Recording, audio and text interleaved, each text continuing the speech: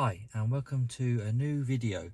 This video I just wanted to do quickly just to go through because we had some questions around my previous video of using the new Hyundai navigation update application where you can download it to your USB at home, and then you can update your firmware and the maps on your infotainment system for your Hyundai. In my case, this is the Hyundai Ioniq 2020. And this is the Gen 5W, so that's the widescreen, and I think it's around 10.25 inches screen.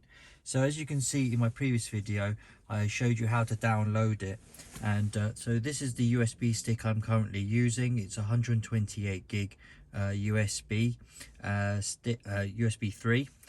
So I'm going to be inserting that into the main USB port, so underneath the infotainment system. So other questions I had is, do you need to leave the actual engine on if you've got a, because mine's electric. I would advise that you do have the engine running, or an electric, you do have it fully on the car, because when you're updating the software you really don't want it to crash or switch off or do anything at the time. And please do allow up to 30 minutes for it to do the updates and everything. So first of all, as I said, I'll switch on the car.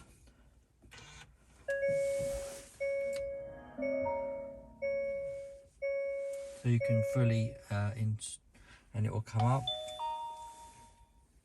and I just confirm.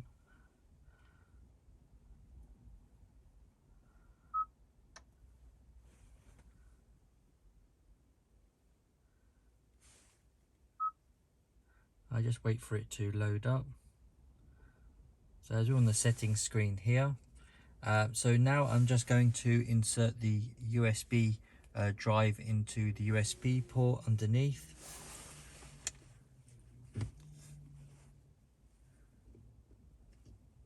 So now you can see it's reading the USB and it says no media files available.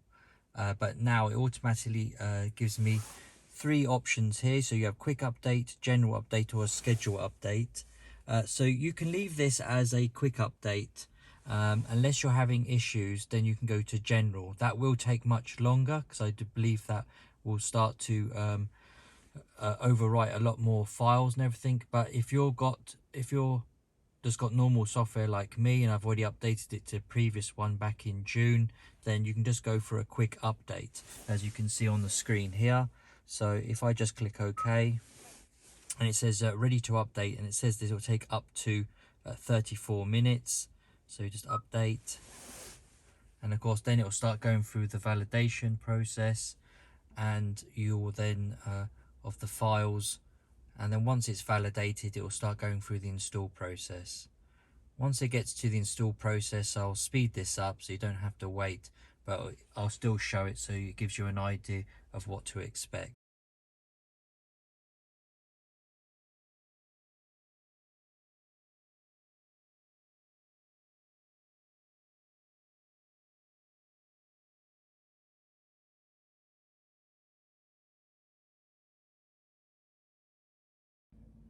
So as you can see now, it is reached 100%. So it did take around 35 minutes. And it goes through two types of installation when you're using the quick install function. It will just restart the infotainment system. I've kept the engine or the on ignition, so it's still, the engine is still going. So it should then take you back to your profile screen as you normally see when you start up the car. So you can just confirm the default ones if you've set it up, or anything like that. So you can just click confirm, and then you should be able to see the new interface. So there is a few new options that I've seen. So the calendar seems to work now if you've got the new updated app like you've seen in my previous videos.